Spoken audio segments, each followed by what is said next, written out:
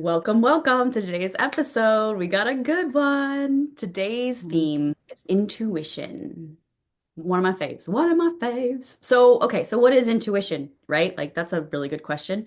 We probably have perceptions of it and concepts of it within us, but what intuition actually is, it's the information that we receive with our whole being before our little mind apprehends it and gets all involved and thinking it knows what's going on.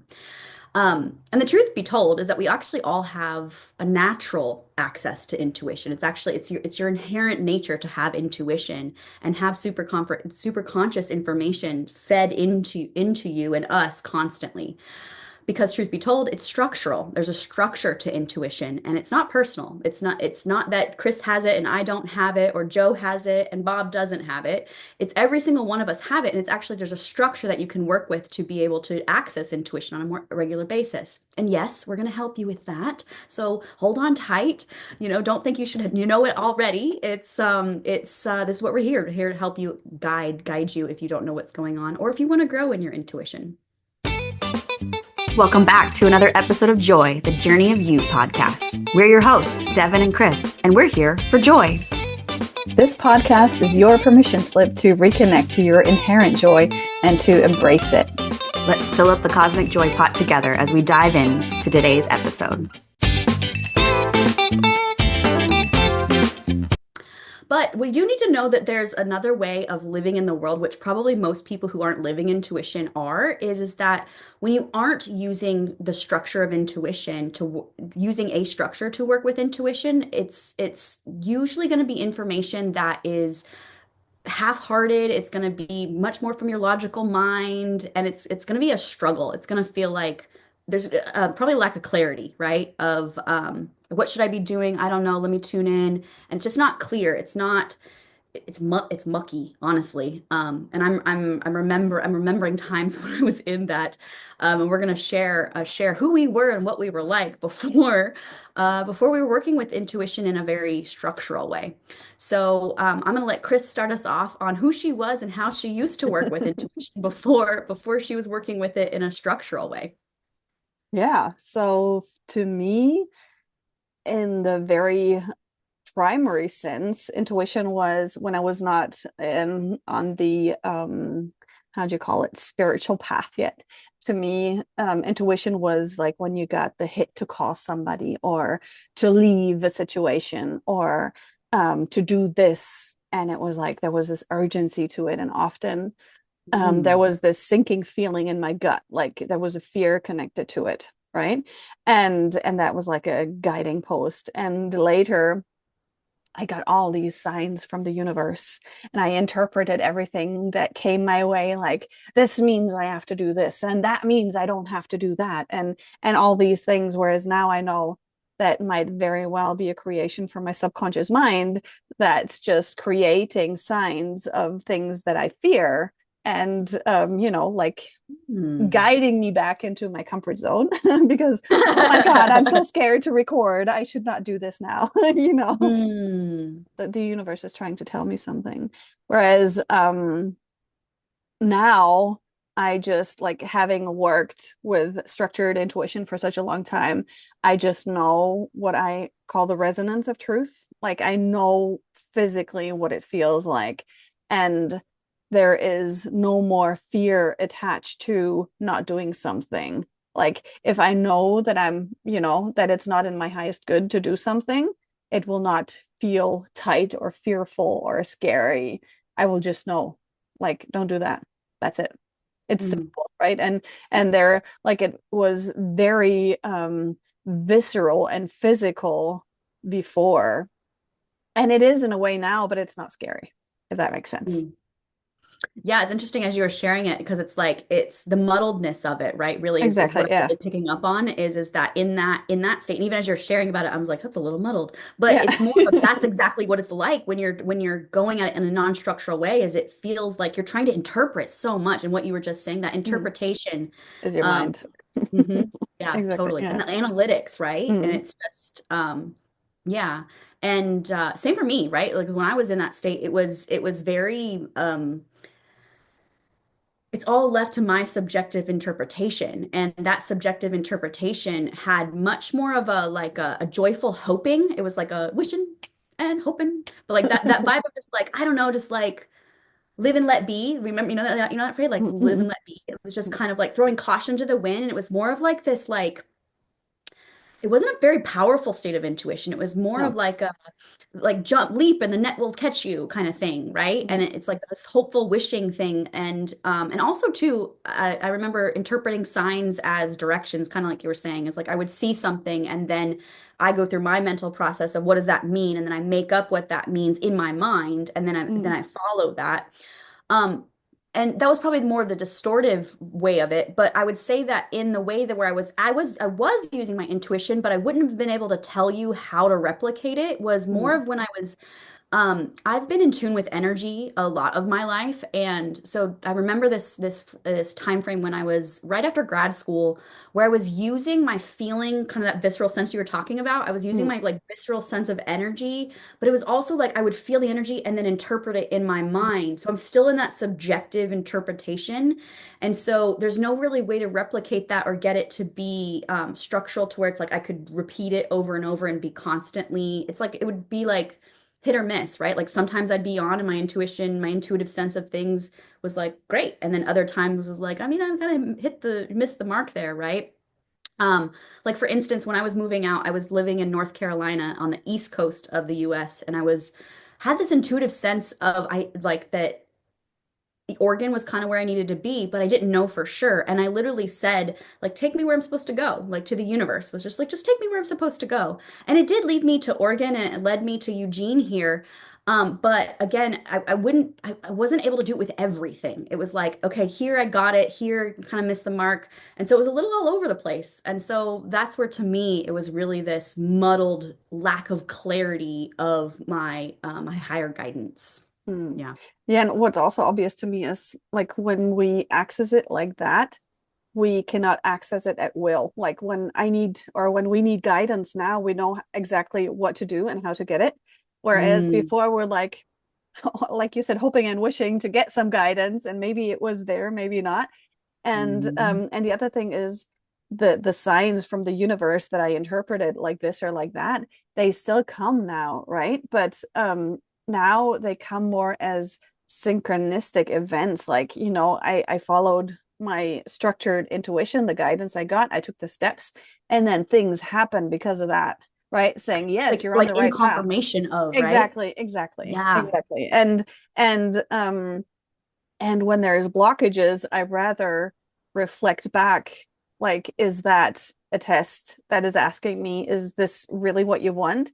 Is your ego creating blocks to keep you in your comfort zone? And does your soul really want to go there? And like it's more of a reflection rather than don't do that, right? Mm. Mm-hmm, mm-hmm, mm-hmm, mm-hmm, mm-hmm. Yeah.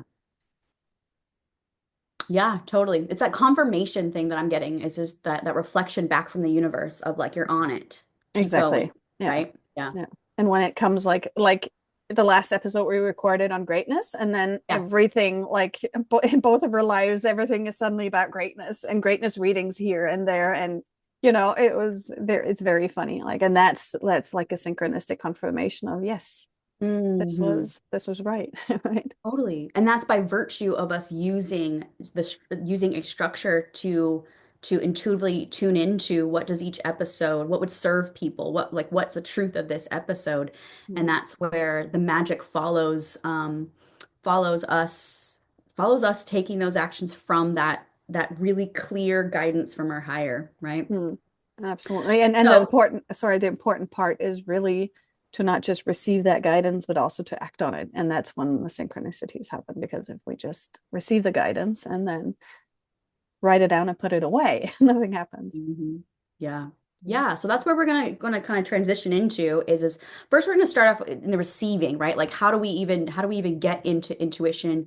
But I'd love to know and love for you to reflect within yourself before we go into a way that you can connect to your intuition is how have you related to intuition before now? Have you poo-pooed it? Have you played with it? Have you dabbled a little?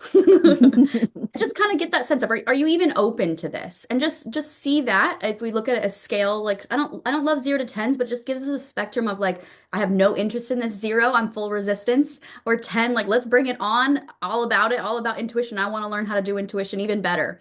And just really be truthful with yourself where you're at. And then Chris is going to guide us through a just one way that you can connect to intuition. And then we have some juicy stuff in upcoming episodes and more intuition. But this is a really good way to start to get into it. So take it away, Chris. Yeah, so this is a really easy way that you could do without guidance, really. It's either called automatic writing or Julia Cameron calls it morning pages in her, what was the book called? Um, I forget. In her book, she calls it morning pages, and you write 3 pages where you kind of try to turn off your mind because, as Devin said in the beginning, intuition is what your whole physicality receives, the information it receives before your mind is switched on. So, what you do is you ask a question to yourself, you write it down, and you can write it in a different color, or you can write it with your left hand and then answer with a different color with your right hand, and you just let it flow. And you try to write so fast you don't pay any attention to how you write, or like how it looks, or that it looks nice, or that the spelling is correct, or any of that. You write as fast as you can. You try to outwrite your mind, and that's when the gold comes through, really, and when you receive information that is beyond your mind.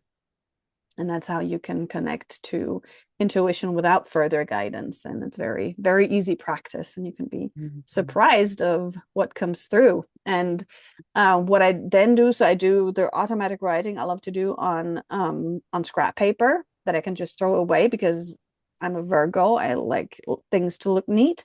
So I can throw that away afterwards. And I just take the gold nugget. So I look at it and I reflect on what came through, and I take the gold nuggets. And you can also reflect on how you felt. Like, how did this whole process feel while you were writing? What happened? How did you receive the information? How was that for you? Were you like the observer of yourself, which is what happens often? And then you Mhm. can preserve the gold nuggets that you received in a nice journal. That's how I do it. How do you do it, Devin? Yeah, so for me, it is such a pain to do on one piece and then go to another piece. And so my practicality, I don't know if it's related to me being a Leo, but I'm a Leo. But what I love to do is when I do that is to then go with a highlighter and just highlight the golden nuggets. But I really do love this idea of the fancy paper and like having a fancy paper and having the scrap paper. So it's a very distinct. And then for me, like having a yellow highlighter, it's like that gold, like here's the gold. Here's the gold. Um, but what I also love about the color piece of it, as I talk about that, is that shifts something, right? It's like it Mm. has a distinction of like here's this and there's this. But that's how I would do it is highlighting. But I just love your idea of the different hand because my neuroscience PT brain just lights up with that of we get out of our brain when we go to the Yeah. non-dominant side. So Mm. I love that idea, and I'm probably going to try that the next time I do it. But that has what I have been doing is more of highlighting. But I'm going to play with your way. To see what comes out of that too. I love it. Yeah. Yeah. So this is your invitation as the listener, right? As you are here is when you have a time, when you have, what do you think, 5, 10 minutes? Does it need Yeah. to be super long, right? No, it doesn't. And so the recommendation of Julia Cameron is to write 3 pages, which is around 750 words, because that is when you kind of get over the egoic, I don't have anything else to write. There's nothing else. Nothing comes through. You just write something like, I don't know what to write. I don't know what to write. I don't know what to write. And then something will break through. And that's when the Mm, gold really comes. But you can also just take 5 or 10 minutes, whatever time you have, mhm. to just really actually do it. Instead of saying, tomorrow I will write 3 pages, you could write five Yeah. minutes now. Yeah, totally. I just want to make it so that it's because a lot of times people the big barrier is time pieces of things, and Yeah, I love that we covered that because I wouldn't have known to like I don't know what to write. I don't know what to write because I'm sure there's somebody out there who doesn't know what to what to write. write. So just start with that and just getting it going so you're just having that intention to connect to it. And as always, just know that having that intention of just 5 to 10 minutes, it's like you're sending that message to your subconscious that you want to connect to your intuition and that you're not going to wait till next week is I want to play. It's playing, you guys. Play with it. Play with Mm. it, you know? And Yeah. another important piece that we didn't mention is to set the intention, right? Because the intention is where the focus, the energy flows. So if you set the intention first that you will connect to your intuition and that you will answer or receive an answer to the question that you pose, and then that's what will happen. That's what will come through. Exactly. Right. Right. Right up at the top of the page, put that intention and then And then the go, question, right? yeah. Right. And then at the very end, look at what you wrote, reflect on how it felt, and then preserve those gold nuggets. Preserve those gold nuggets and however fits for you, right? And if you have other ways that you like to preserve your gold nuggets, let us know. We like to learn new ways and love to share with the community. And so yeah, if you can share with us what that was for you. So share in the comments with us or share with a friend. But the big thing I want to speak to like why we ask you guys to share. Yeah, It's because we love to hear you, but we this do is how too. we make it real, right? We really do love to hear it. But what happens when you bring something full circle, that's that action that Chris was talking about, is that we make it real. It's not just internalized and kept in our own world. It's like we make it, it's like we let it breathe and let somebody else see it or know about it. And so even if it's just chatting with a friend of like, hey, I listened to this really cool podcast and I tried this, tried this writing, you should check it out, or it was really awesome. And so, however that fits for you, but if you feel compelled to share in the comments, we love comments. And we have received so many cool comments as we have started and as we've gotten going. And we thank you so much for your comments. We love reading them. We just love And to hearing engage. them. Yeah, and hearing them. Yeah. Totally. We just love to engage with our listeners. It's interesting having a podcast where it feels like a one-way conversation, but it's this engagement that we get back and we are getting back. So thank you so much for everybody that who has commented and who's also left us the awesome 5-star reviews that we've gotten for the podcast. We love that you love it. This is what we're here for. We're here for you to love this, is to be inspired to share it with others and to spread the joy. It just makes us so happy that we are spreading the joy, that you're spreading the joy, and that the joy can be spread. And let us spread the joy virus, y'all. Let's spread the joy virus, That's a good one. isn't it? Mhm. Yeah, yeah. And so, so yeah, set this intention for yourself today, and this is your invitation into intuition. Um, And then next time, we have some really juicy, deeper dive into some really practical ways to work with intuition, don't we, Chris? Mhm. Hmm. Really looking forward to So. that. And we already know the topic of the next episode, which is a thrill as well. It's true. It's true. So we're building something here. So may you lay the groundwork for your intuition and set that intention. And we set that intention for you and for this joy to continue to spread and for you to have your higher wisdom right there always, able to act upon it and live from the truth, from your greatness. Mhm. Yeah, that's what we wish for everyone. And if you get action steps in your automatic writing, take them. Go for it. Mm, true, true, true, Okay. true. Then Okay, see you friend. next time. See you next time.